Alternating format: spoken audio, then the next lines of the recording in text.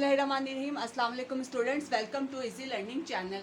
हम लोग पढ़ रहे थे अपना चैप्टर बायो एनर्जेटिक्स। उसमें हमारा लास्ट टॉपिक है रेस्पायरेशन। रेस्पायरेशन क्या होता है? In this process the break down of glucose take place and energy is release.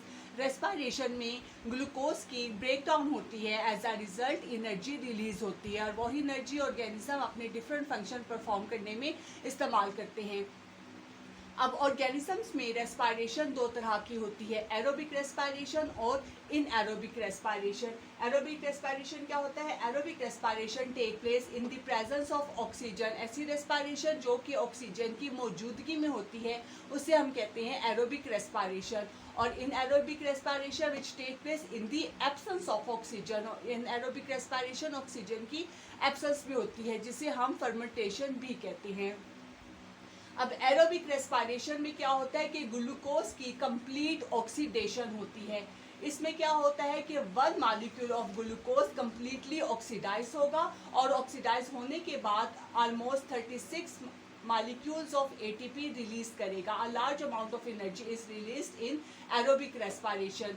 इसमें ये प्रोसेस जो है 2 फेजेस में कंप्लीट होता है। फर्स्ट फेज में क्या होगा कि one molecule of glucose break down होगा into 2 molecules of pyruvic acid with the help of enzyme. के एंजाइम की मदद से ग्लूकोज का एक मॉलिक्यूल जो है वो पायरोविक एसिड के 2 मॉलिक्यूल्स में चेंज होगा। और सेकंड फेज में क्या होगा कि यही वो जो पायरोविक एसिड है वो ऑक्सीडाइज होकर कार्बन डाइऑक्साइड, वाटर मॉलिक्यूल और साथ हाई अमाउंट में एनर्जी रिलीज करेगी। In aerobic respiration there is about 36 molecules of ATPs are formed.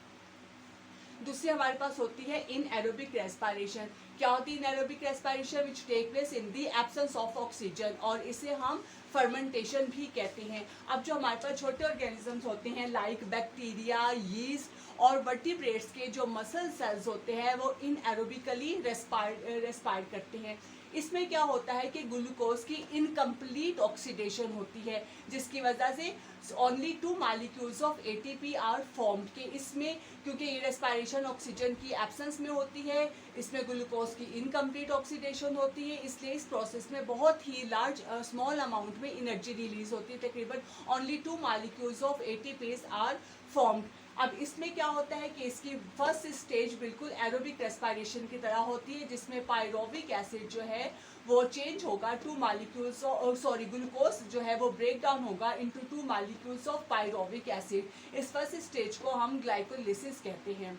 उसके बाद पायरोविक एसिड की आगे जो होती है ब्रेक डाउन होती है वो मुख्तलिफ ऑर्गेनिजम्स में डिफरेंट होती है। जैसे कि हमारे पास यीस्ट के अंदर अल्कोहलिक फर्मेंटेशन होती है। इसमें क्या होता है कि पायरोविक एसिड ब्रेक डाउन होगा into 2 ethanol, carbon dioxide and 2 molecules of ATP. और जो हमारे पास बैक्टीरिया और मैमल्स के मसल्स होते हैं उसमें होती है लैक्टिक एसिड फर्मेंटेशन, यानी कि उसमें जो पायरोविक एसिड है वो चेंज होगा into 2 molecules of lactic acid and 2 molecules of ATP. तो हमारे पास पायरोविक एसिड की जो ब्रेक डाउन है वो 2 तरह से होती है, अल्कोहलिक फर्मेंटेशन जिसमें इथेनॉल बनता है और लैक्टिक एसिड फर्मेंटेशन जिसमें लैक्टिक एसिड बनता है। अब चाहे अल्कोहलिक फर्मेंटेशन हो या लैक्टिक फर्मेंटेशन हो, हमारे पास सिर्फ रिजल्ट में 2 molecules of ATPs are formed. अब एरोबिक रेस्पायरेशन की इम्पोर्टेंस क्या है? एरोबिक रेस्पायरेशन भी बहुत ही ज़्यादा इम्पॉर्टेंट होती है।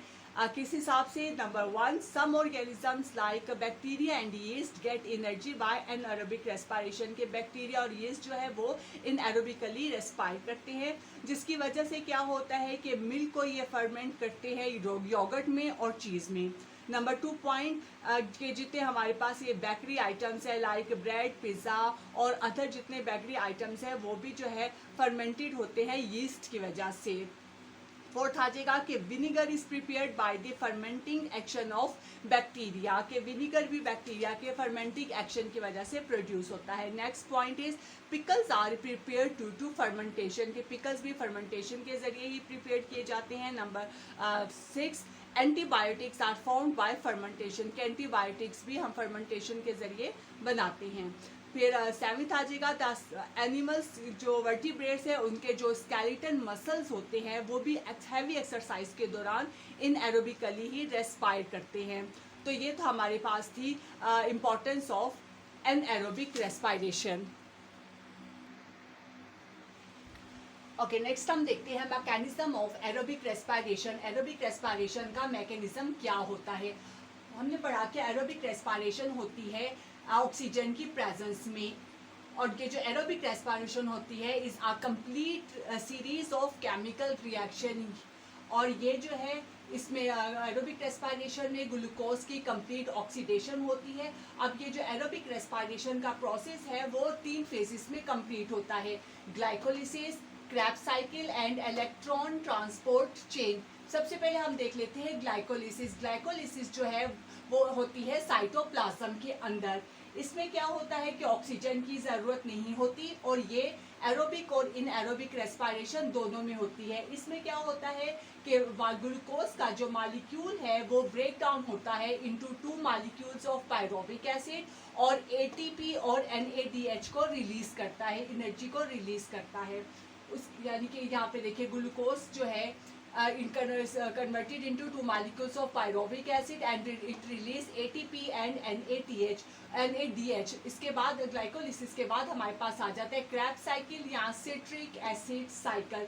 ये जो क्रेब्स साइकिल है वो होता है माइटोकॉन्ड्रिया के अंदर।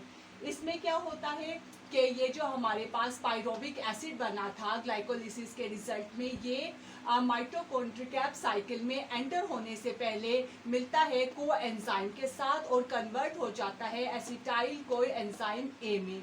फिर वो जो एसिटाइल कोएंजाइम है वो माइटोकॉन्ड्रिया के अंदर एंटर होता है और कन्वर्ट हो जाता है एटीपी में carbon dioxide, FADH and NADH, यानी कि large molecule of energy is released. अब ये जो क्रेब्स साइकिल का जो प्रोसेस होता है वो अच्छा खासा लंबा होता है और डिटेल में होता है, मगर आपके लेवल पे इतना ज़्यादा डिटेल नहीं दी हुई है। तो आप सिर्फ इतना याद रखें कि acetyl coenzyme A is converted into ATP plus carbon dioxide plus FADH2 and NADH। उसके बाद थर्ड फेज आ जाती है एरोबिक रेस्पिरेशन की, जो कि होती है electron transport chain. Electron transport chain भी माइटोकॉन्ड्रिया के अंदर ही होता है। इसमें क्या होता है कि हमारे पास क्रेब्स साइकिल के में जो FADH2 और NADH है जो बने थे, ये दोनों हैं जो एनर्जी के कंपाउंड है, ये इलेक्ट्रॉन और हाइड्रोजन को रिलीज करते हैं। वो इलेक्ट्रॉन और हाइड्रोजन एंटर होती है आ सीरीज ऑफ रिएक्शन में, जिसे हम कहते हैं electron transport chain. Electron transport chain में बहुत ज़्यादा इलेक्ट्रॉन कैरियर होते हैं जो कि उन इलेक्ट्रॉन को गेन करते हैं, यानी रिड्यूस होते हैं, फिर ऑक्सीडाइज होते हैं, जैसा कि हमने रेस्पिरेशन में भी पढ़ा था। और हर स्टेज पे क्या होता है, एनर्जी रिलीज होती है, और वो जो एनर्जी है वो कन्वर्ट होती है ATP में। और इस सीरीज के एंड में क्या होता है कि जो इलेक्ट्रॉन और हाइड्रोजन है वो मॉलिक्यूलर ऑक्सीजन के साथ मिलते हैं और वाटर मॉलिक्यूल बनाते हैं।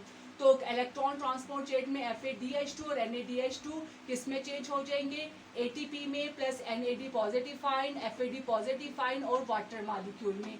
इस उसमें देखिए, इस डायग्राम में आप देखिए ये हमारे पास है एरोबिक रेस्पिरेशन की डायग्राम।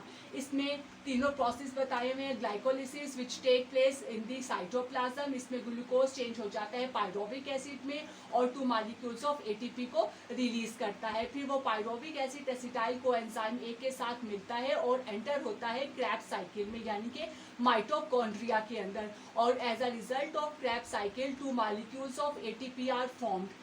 फिर क्रेब्स साइकिल से जो FADH2 और NADH2 होता है वो इलेक्ट्रॉन को रिलीज करता है, वो इलेक्ट्रॉन एंटर होते हैं इलेक्ट्रॉन ट्रांसपोर्ट चेन में। इलेक्ट्रॉन ट्रांसपोर्ट चेन भी माइटोकॉन्ड्रिया के अंदर होती है, और as a result of electron transport chain 32 molecules of ATPs are formed. तो एरोबिक रेस्पिरेशन में ये 32 मॉलिक्यूल्स यहाँ पे हो गए और दो मॉलिक्यूल्स यहाँ से हम ले, तो एरोबिक रेस्पिरेशन में जो टोटल हमारे पास ATP मॉलिक्यूल्स फॉर्म होते हैं वो होते हैं 36 मॉलिक्यूल्स।